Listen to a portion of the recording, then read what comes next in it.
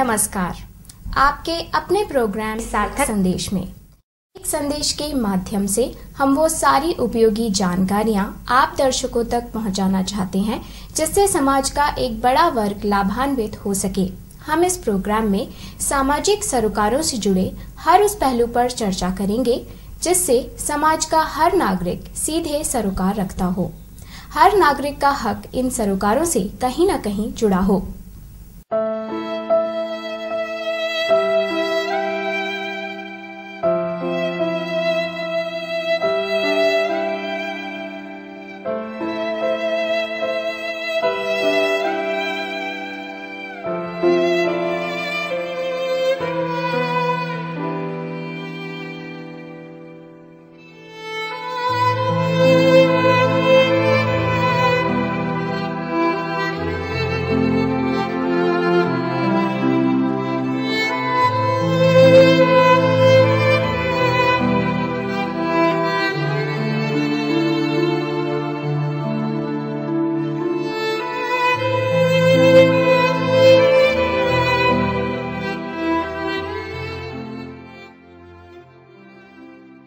यत्र नार्यस्तु पूज्यते रमन्ते तत्र देवता। यानी हमारे वेदों में कहा गया है, जहां जिस समाज में नारी की पूजा यानी आदर किया जाता है वहां देवताओं का वास होता है।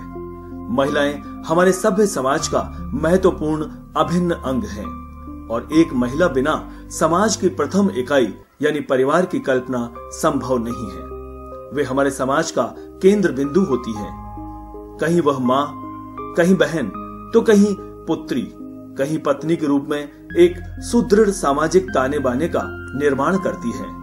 हमारे यहाँ महिलाओं को सम्मान व समानता की विचारधारा हमेशा से सशक्त रही है, पर वर्तमान में महिलाओं के प्रति बढ़ते अपराध आंकड़े यह सोचने के लिए मजबूर कर देती है कि क्या यही है आधी आबादी का वो कड़वा सच?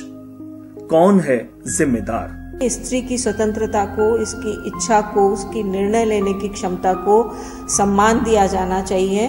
और इसके लिए सबसे बड़ी बात जो है, हमारी पितृसत्तात्मक सोच जो है उसमें बदलाव किया जाना चाहिए। जब बेटे का पालन पोषण हो रहा है तो उसे स्त्री जाति के प्रति संवेदनशील एक माँ बना सकती है। जितना वह माँ का सम्मान करता है उतना ही अगर अन्य स्त्रियों का भी सम्मान करेगा तो समाज की आधी से अधिक समस्याएं दूर हो जाएंगी। ये जितने भी महिलाओं के साथ अत्याचार, हिंसा और बदसलूकी होती है, उन सब के पीछे जो रूट कोज है जेंडर डिस्क्रिमिनेशन, लैंगिक भेदभाव। और ये लैंगिक भेदभाव लड़के और लड़की के बीच, बेटे और बेटी के बीच, स्त्री और पुरुष के बीच का भेदभाव सबसे पहले घर से शुरू होता है। तो घर में सबसे पहले घर में जो पेरेंट्स है उनको चाहिए कि वो अपने लड़के और लड़कियों को इस बात के लिए समझाए कि रक्षाबंधन पे राखी का रिश्ता तो भाई बहन का आप बताते हैं, लेकिन साथ साथ ये बताइए अपने घर के बेटे को कि दूसरे घर की बच्चों के साथ, लड़कियों के साथ उनके रिश्ते कैसे होने चाहिए। महिलाएं सुरक्षित नहीं हैं तो इस पर बहुत गहराई से जड़ पर जाना पड़ेगा कि हम अपने परिवारों में लड़कियों के साथ कैसा व्यवहार करते हैं। लड़की और लड़के में भेद करते हैं और लड़की को कमजोर बनाते हैं और वो एक असुरक्षित होकर के समाज में निकलती है। अपने परिवारों से हम अपने बदलाव को शुरू करें। हम सबको सम्मान देना सीखें, सम्मान देना सिखाएं और अपनी स्कूल व्यवस्था, अपनी शिक्षा व्यवस्था में इज्जत करना सिखाएं। आज हम सभी की जिम्मेदारी बनती है, हम एक ऐसे समाज का निर्माण करें जो महिलाओं के लिए संवेदनशील, भय मुक्त हो। मैसेज संस्था की तरफ से बी विद अस इस कैंपेन में मेरी आप सभी से गुजारिश है कि आप हमारा सहयोग करें and you B with us in this campaign so that हम लोग लड़कियों को एक सुरक्षित, फियर फ्री समाज का गिफ्ट दे सकें। Let them fly high in the sky to enhance their skills. और ऐसा तभी संभव हो सकेगा जब वो निर्भय होकर समाज में विचरण कर सकें। आपसे हमारी ये अपेक्षा है कि हम अभी से अपने बच्चों में संस्कार के कुछ बीज डालें और उन्हें ये बचपन से सिखाएं, लड़के और लड़कियों को, कि we have to respect girls.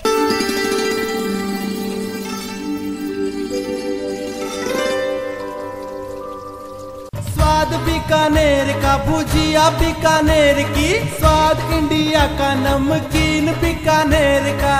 Bhikharam Chandmal, स्वाद बीकानेर का भुजिया पापड़ नमकीन स्वीट्स। स्वाद बीकानेर का भुजिया बीकानेर की, स्वाद इंडिया का मिठाई बीकानेर की। भिखाराम चांदमल, स्वाद बीकानेर का भुजिया पापड़ नमकीन स्वीट्स।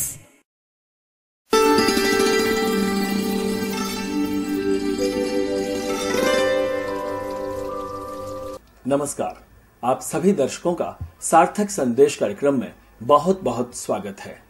आप सभी को होली की बहुत बहुत शुभकामनाएं और बधाई। जैसा कि आप जानते हैं कि होली हो और रंगों की बात ना हो, ऐसा हो ही नहीं सकता। हमारे जीवन में, हमारे समाज में या किसी भी देश के निर्माण में या किसी भी समाज के निर्माण में रंगों का महत्व कितना जरूरी होता है, ये आप सभी जानते हैं। और इसी शुभ मौके पर हम आह्वान करते हैं महिलाओं के लिए भय मुक्त समाज के निर्माण की। और इसी विषय पर अधिक जानकारी के लिए हमारे साथ आज मौजूद हैं राष्ट्रीय महिला आयोग की अध्यक्षा श्रीमती ममता शर्मा जी। ममता जी, सार्थक संदेश कार्यक्रम में आपका बहुत बहुत स्वागत है। सबसे पहले हम आपसे जानना चाहेंगे कि महिलाओं के लिए भय मुक्त समाज के लिए राष्ट्रीय महिला आयोग क्या प्रयास कर रही है? देखिए, महिलाओं की सुरक्षा के लिए सभी बहुत सजग हैं, बहुत ज़्यादा संवेदनशील हैं कि किस तरह से महिलाओं को सुरक्षित किया जाए। लेकिन मैं ये मानती हूँ कि जब तक समाज अपनी मानसिकता नहीं बदलेगा तब तक महिलाएं सुरक्षित नहीं हो सकती। और इसके पीछे ये भी है कि महिलाओं को इंडिपेंडेंट भी होना पड़ेगा, सशक्त भी होना पड़ेगा, ताकि वो शिक्षित होके, सशक्त होके अपना ध्यान स्वयं रख सकें। लेकिन बावजूद उसके मैं सोचती हूँ सुरक्षा के लिए जो कड़े कदम उठाए जा रहे हैं उनमें समाज की, पुलिस की, प्रशासन की बहुत अहम भूमिका होगी। जैसा कि ममता जी हम देख रहे हैं कि लगातार महिलाओं के प्रति जो अपराध के आंकड़े बढ़ रहे हैं उनमें इजाफा लगातार हो रहा है। इन्हें कम करने के लिए या इन्हें रोकने के लिए आपका आयोग क्या प्रयास कर रहा है?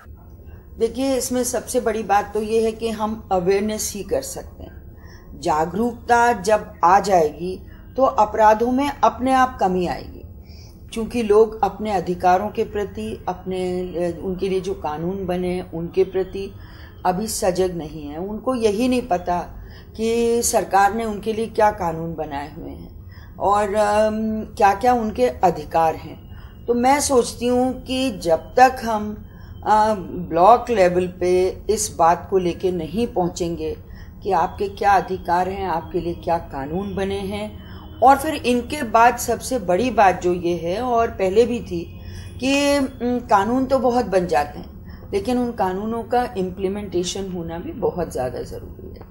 राष्ट्रीय महिला आयोग द्वारा क्या विशेष योजनाएं शुरू की जा रही हैं महिलाओं के लिए?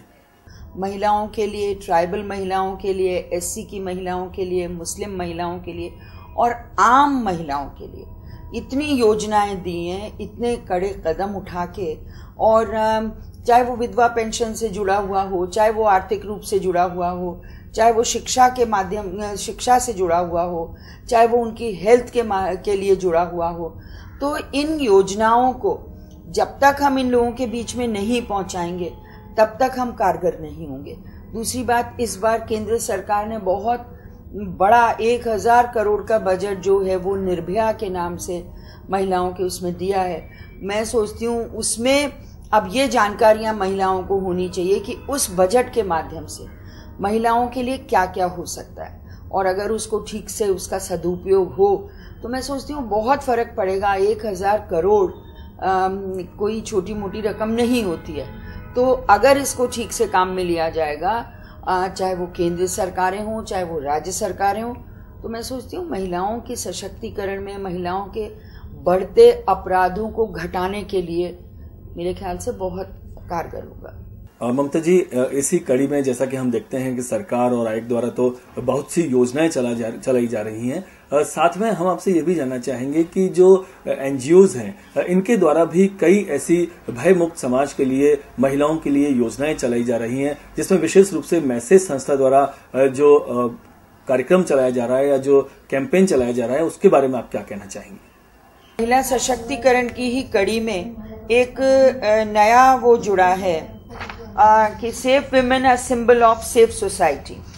इन्होंने लिखा है, इनकी कैंपेन जो है उसका नाम दिया है be with us. We look forward for your healthy discussion, support and active participation.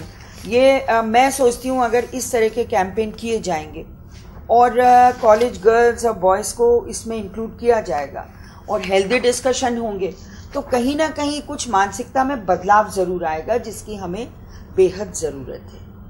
अब हम सेंसिटाइजेशन की जब बात करते हैं कि पुलिस को सेंसिटाइज करो, लड़कियों को सेंसिटाइज करो, मैं कहती हूँ कॉलेज बॉयज़ को भी सेंसिटाइज करने की बेहद ज़्यादा ज़रूरत है। जब तक हम उनको सेंसिटाइज नहीं करेंगे इन अपराधों पे रोक लगाना बड़ा मुश्किल है। तो मैं सोचती हूँ कि सेंसिटाइजेशन प्रोग्राम्स जो हों वो चाहे बसेस में, चाहे कॉलेजेस में, चाहे रेलवेज़ में, चाहे आर्म फोर्सेस में, बहुत ज़्यादा ज़रूरत अब इसकी है। और अगर इस पे कलेक्टिव एफर्ट्स किए जाएंगे तो मैं सोचती हूँ कहीं ना कहीं फ़र्क ज़रूर आएगा। और चलते चलते सार्थक संदेश कार्यक्रम के माध्यम से राजस्थान की जनता को आप क्या संदेश देना चाहेंगी? मैं राजस्थान की जनता को संदेश देना चाहूँगी कि हिंदुस्तान में भी राजस्थानी कल्चर बहुत रिच माना गया है और राजस्थान में इस तरह के अपराधों में कमी आए ये बहुत ज़्यादा ज़रूरी है। तो राजस्थान एक ऐसा प्रदेश है जहाँ के लोग संवेदनशील भी हैं और पारदर्शी भी हैं। मैं सोचती हूँ कि अगर वो इस कैंपेन में शामिल हों और अपनी मानसिकता में बदलाव लाएं, कुछ इस तरह के केसेस अब राजस्थान में भी होने लगे।